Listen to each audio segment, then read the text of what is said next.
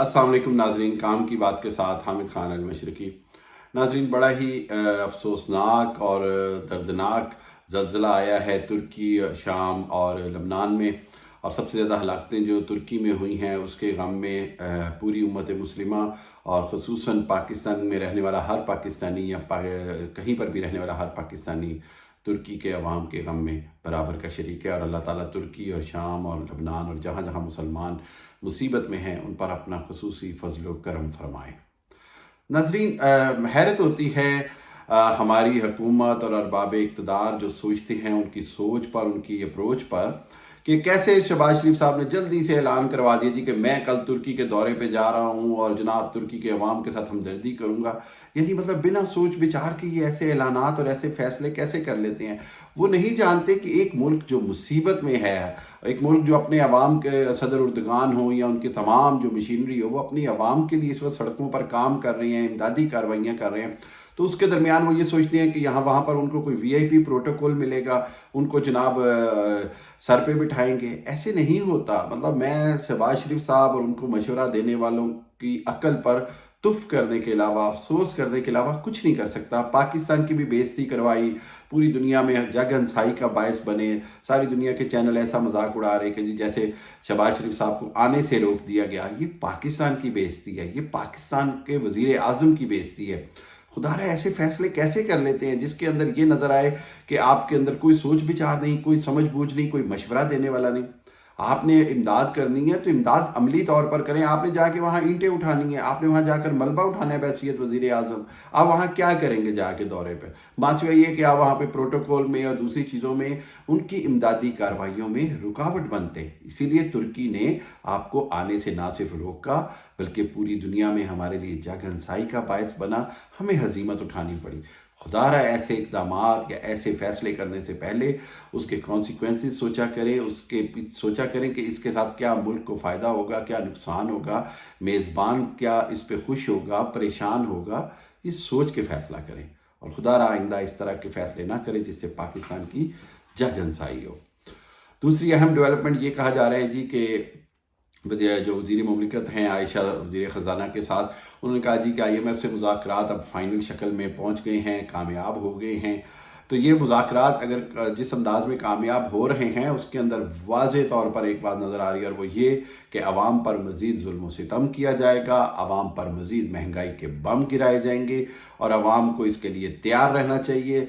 3 बातों का मेरे इतलात के मुताबिक तस्दीक हुई है। एक ये कि पेट्रोल के ऊपर 18 से 20% सेल्स टैक्स के नाम पर 60 से 70 रुपए पेट्रोल पर कीमत बढ़ाने की बात हो रही है, बल्कि 80 रुपए तक बढ़ाने की बात हो रही है। दूसरी जानिब बिजली के जो प्राइस है 3 से 9 रुपए बढ़ाने की बात हो रही है। और तीसरी जानिब पाकिस्तान के अंदर जितने भी टैक्सेस हैं यानी GST जो लिया जाता है, जनरल सेल्स टैक्स, उसको 17-18% से बढ़ाकर 20% तक लाने की बात हो रही है। 1 से 1.5% से 2% तक बढ़ाने की बात हो रही है। बजाय ये कि हुकूमत अपनी नाकामी का एतराफ़ करे और पिछली हुकूमत से सीखने की कोशिश करे कि जिस अंदाज में पिछली हुकूमत ने हर बार अपने हदफ से ज़्यादा रेवेन्यू इकट्ठा किया, 8 से 9 हज़ार अरब इकट्ठा किया, और उसको सीखें। बल्कि लेकिन ये कि वो बजाय ये कि अपनी कैपेसिटी बढ़ाएं, वो इस तरह जा रहे हैं कि हम टैक्स बढ़ा देंगे तो खुद ब खुद टैक्स ज़्यादा इकट्ठा होना शुरू हो जाएगा, बिना सोचे समझे कि कोई भी टैक्स बढ़ाने की सूरत में इस तरह का बोझ डायरेक्ट आवाम पर पड़ता है। GST का मतलब ये कि हर गरीब आदमी जो एक छोटा सा दूध का पैकेट भी लेके आ रहा है उसके ऊपर भी टैक्स हो गया। हर गरीब आदमी जो आटा, घी, दाल, चीनी, चावल खरीद रहा है उसको भी टैक्स ज़्यादा देना पड़ेगा। कीमतों और महंगाई का एक तूफान आ जाएगा। यानी पेट्रोल की प्राइस बढ़ाने की बात हो गई, महंगाई का तूफान, अवाम पर मजीद जुल्म। उसके बाद GST बढ़ाने की बात हो गई, इंतहाई महंगाई का तूफान, अवाम पर जुल्म। बिजली की कीमतें बढ़ाने की बात हो गई, डायरेक्ट कारोबारी तबका और अवाम पर जुल्म। तो ये हुकूमत IMF से मुज़ाकरात करके पूरी कौम को मुज़ाकरात की कामयाबी के नाम के ऊपर पूरी कौम पर मज़ीद इंतहा से ज़्यादा महंगाई का जुल्म, बोझ और मुसीबतें डालना चाह रही है। देखना पड़ेगा कि अवाम कब तक बर्दाश्त करते हैं और कब अवाम जो हैं इससे बिलबिला उठेंगे और बिलबिला तो रहें और अवाम इसके ऊपर किस तरह का रद्द अमल देंगे, ये आने वाले दिनों में देखना पड़ेगा। اور آخری بات جو اہم ترین بات ہے وہ یہ ہے کہ نظر آ رہا ہے کہ آج سردار مہتاب خان نے جس طرح سے KPK سے جو سابق گورنر ہیں انہوں نے مسلم لیگ نون پر جس طرح سے اپنی ہی پارٹی پر تنقید کی، عدم اعتماد کا اظہار کیا، واضح طور پر کہا کہ PDM کا غلط فیصلہ تھا وزیر اعظم عمران خان کے خلاف تحریک عدم اعتماد لانا، حکومت ناکام ہو چکی ہے، وزراء دفتر میں نہیں بیٹھنا چاہ رہے، اس ساری تنقید سے واضح طور پر ایک بات نظر آ رہی ہے، اور وہ یہ کہ مسلم لیگ نون میں انتہائی زیادہ انتشار ہے اس وقت، اور یہ انتشار کسی اور وجہ سے نہیں، خود نواز شریف صاحب کی غلط پالیسی کی وجہ سے، اور وہ غلط پالیسی یہ ہے کہ مریم بی بی کو جتنی طاقت دی گئی ہے، جس طرح سے ان کو تمام اختیارات، کلی اختیارات دے دیے گئے نواز شریف صاحب کی طرف سے، اس کے نتیجے میں خود مسلم لیگ نون ٹوٹ پھوٹ کا شکار ہے، بلکہ یہاں تک کہا جا رہا ہے کہ خود شہباز شریف صاحب اس پر ناخوش ہیں، انتہائی ناخوش ہیں کہ مریم بی بی کو کیوں اتنا اختیارات دے دیے گئے ہیں، اور اس کے نتیجے میں آئندہ آنے والے الیکشن میں ایسے کیا جائے گا جیسے یا تو نواز شریف وزارت عظمیٰ کے امیدوار ہوں گے یا مریم بی بی ہوں گی، اور شہباز شریف صاحب، حمزہ شہباز اور اس کا فیملی کا پتہ صاف ہوتا نظر آ رہا ہے۔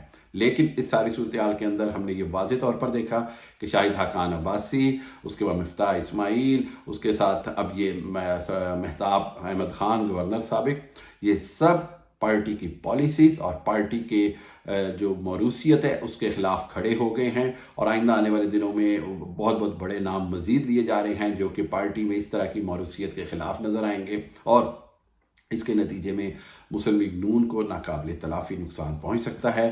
میاں صاحب کو فیصلہ کرنا ہوگا کہ انہوں نے اپنی بیٹی کو بچانا ہے یا پارٹی کو بچانا ہے۔